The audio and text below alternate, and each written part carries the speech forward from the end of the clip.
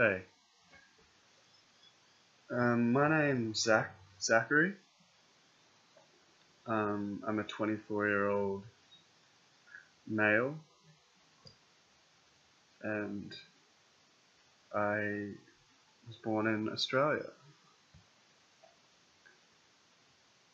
Now, I've had a very interesting life so far, albeit short, and I can only say that the reason it has been so interesting is I I feel as though I've always known that something was wrong. Something wasn't quite right with the way everything is, and has been since I have been around anyway. And I can only presume from my wider reading and research that this is an ongoing human thing.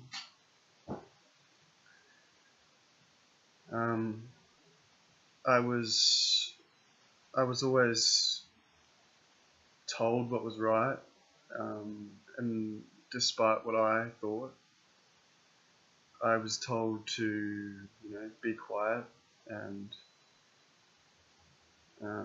I was told what I thought was wrong, what I wanted to do was wrong, ideas that I had were wrong, and fair enough, some of the things that I was curious about as a child, as children are, some of the things I wanted to do, for instance, some of the things that I wanted to do because my friends were doing them might not have been the best things to do for a person. But I never was given any explanation, and this didn't cut it for me as a child and throughout most of my life. I felt an overwhelming desire to do these things, to explore, to do what I felt like doing. I didn't care really about the consequences. I suppose I did after a while, after I realized that there were consequences, but it wasn't enough for me to stop doing what I was doing. And yeah, it took many years for me to discover that I was okay. All of this manifested itself for me as rebellion, as acting out at school and at home, and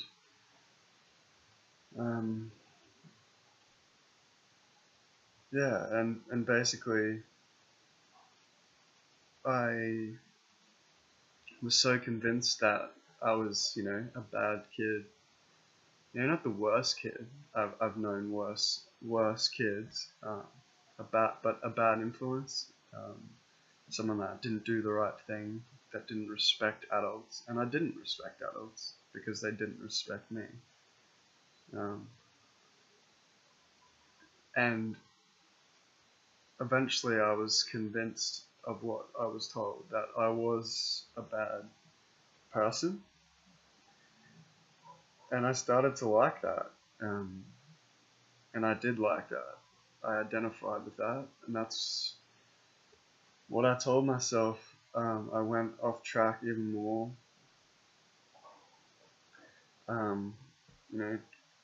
Drugs, stealing, just bullying, be I a ringleader or following my friends. I thought I was a pretty cool guy, and fair enough, most people at school wanted to be my friend unless I was mean to them. But I suppose there's always been this part of me that still my heart was always there. And I didn't realize this until in recent years. But I can always remember whenever I was, going to do something, steal something, hurt someone, I would always get this feeling, and I see now that it was the feeling that what I was doing was wrong. It was a feeling in my heart. It was only the encouragement and the normalization due to my friends and the people around me.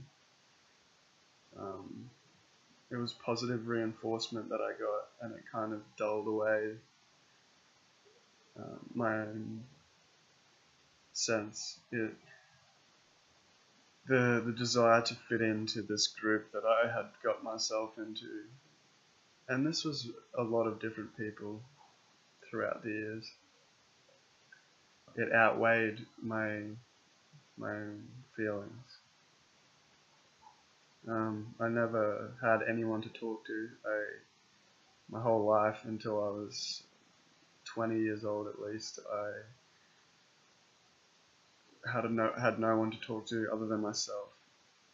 And that's fine. Now I have a really an interesting relationship with myself. There's often conflict in there, but I still am very comfortable with myself.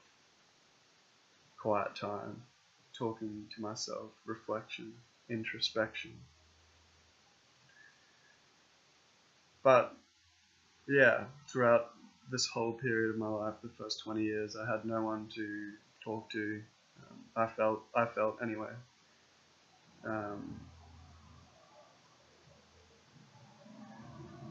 And yeah, the last few years have been huge for me. I studied a university degree in ecology, which has opened my eyes about the world,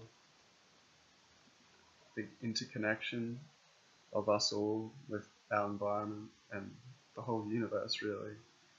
You only have to broaden the scale to see that we're all interconnected, from ourselves and our body to our bodies in this world, to these worlds in this universe.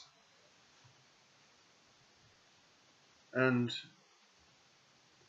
a lot of different things have led me to notice certain problems that I feel need addressing. One of that, namely, what I just said, this issue of connection.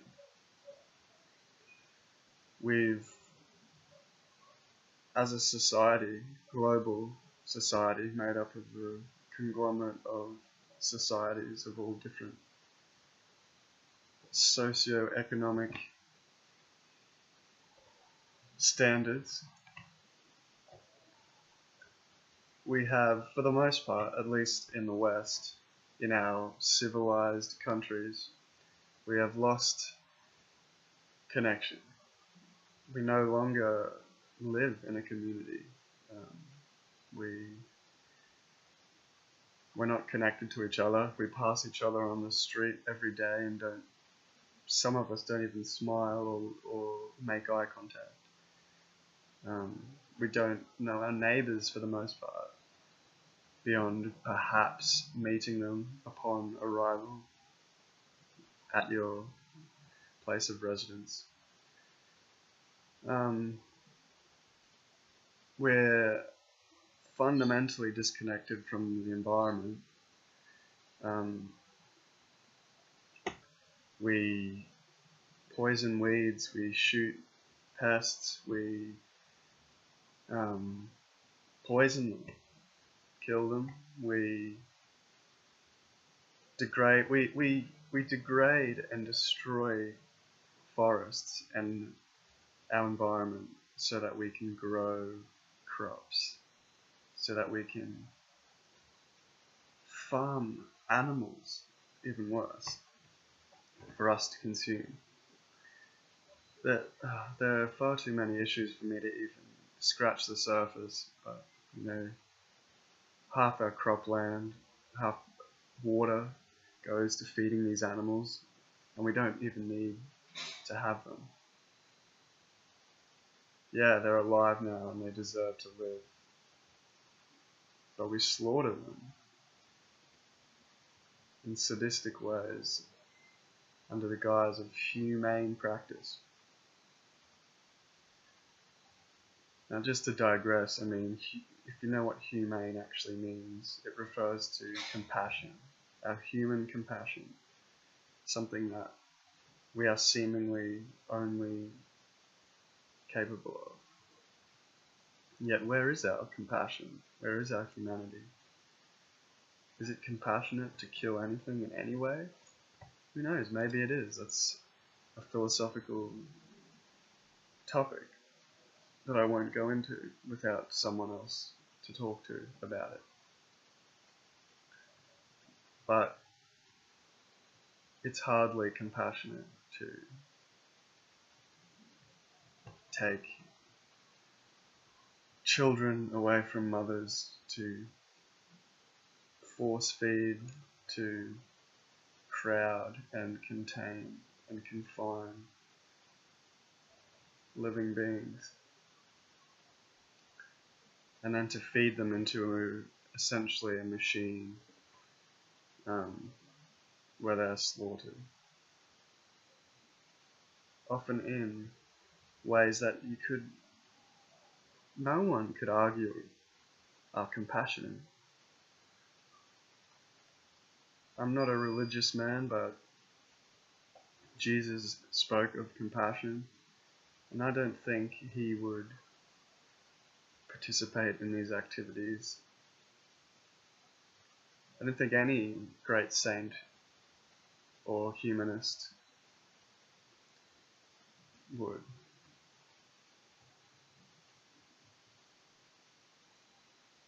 So, yeah, I mean, disconnection. Why can't we see each other?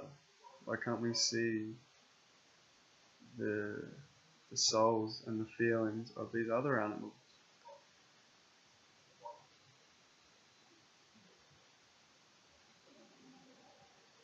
Why do we treat our very environment as if it's lesser than us? We are products of it. We are part of it. We would cease to be without it. Yet we clear entire forests with machines powered by the forests of old.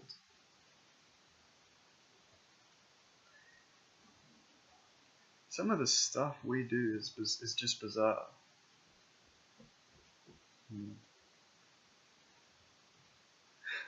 And I mean, that's been the biggest thing for me in recent years, since I've realized that well, like I said at the beginning, I've always known something was amiss. But it's been in recent years that I've discovered what that is. And I've been trying to figure out what I'm supposed to do about it. I started with thinking, hey, let's get into conservation and become a scientist and someone that people will listen to. But science, while it opened my mind, it started to close it at the same time, or shortly after. It taught me to question, which is great, to question more things, and how to question maybe. But I quickly learned that scientists question a lot, but not enough. They often fail to question themselves. You see, they operate entirely out of this very civilized society. I mean, they're, for the most part, not helpful for regenerating this planet, or helping to connect us together, truly, spiritually, connect us back to our land in the way that people once were, when they knew, at the core of their being, they knew that they were one with the earth. It affected every decision they made, every thought they had.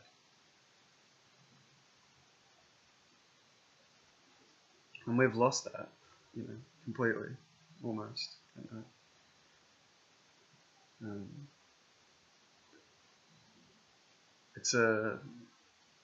It's what's called anthropocentric versus ecocentric. I like to think of myself as ecocentric, yet I often am not.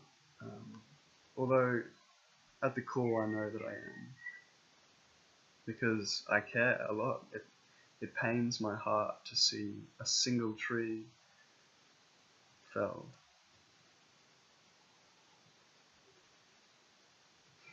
And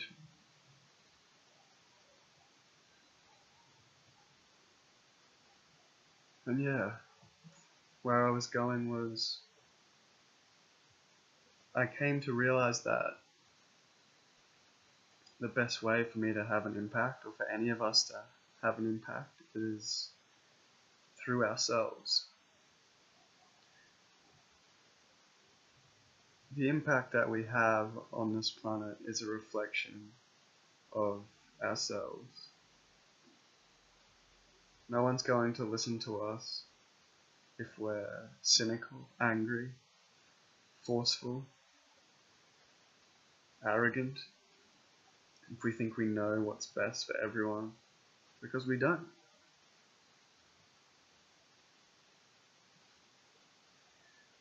Well, yeah, basic things like compassion, our sense of humanity that applies across the board. But we can't tell others. I know from experience, from the way I grew up, that no one can be told. We have to understand. It has to reach us, past our walls, past our preconceptions. So how do we do this, How do we ensure that our species doesn't kill itself off within the next century? I don't know, maybe we can't, and I've made peace with that. Although for me, I would like, and I envision, mass regeneration of forests, planting of food in the forests. It's not even hard to imagine, I could just walk out, like I'm in the middle of suburbia, and I could just walk out into my backyard and see a vine growing all over some random trees covered with choco, or has other names, maybe chayote, I think. But it's a very good food, a staple food, easily. Vegetable. And it grows easily. It's prolific. We can create ecosystems easily.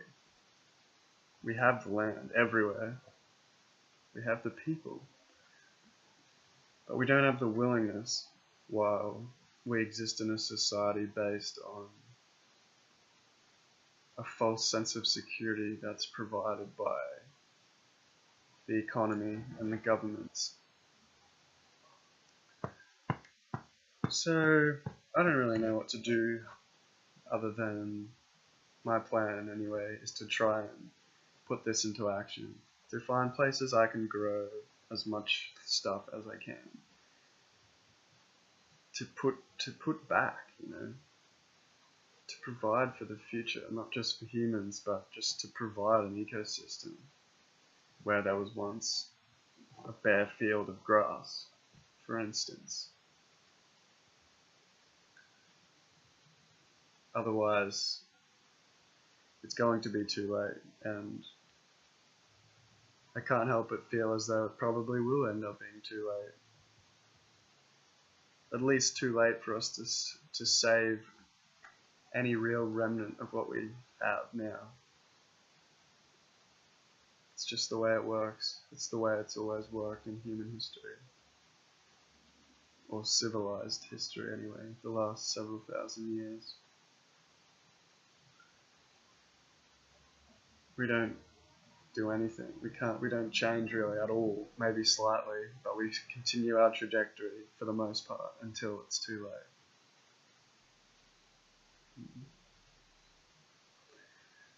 And if so, then so be it, really. It's the way it's going to be. Anyway, I don't know, this is a pretty long video. It's like the first video I've ever made, apart from some video I made 4 or 5 years ago at uni, talking about wolf genetics. Anyway. Yeah, I don't even know if I'm going to post this, but to whoever ever happens to hear this, I don't know. I hope it was interesting. An insight into another soul, another being on this planet. Anyway, goodbye.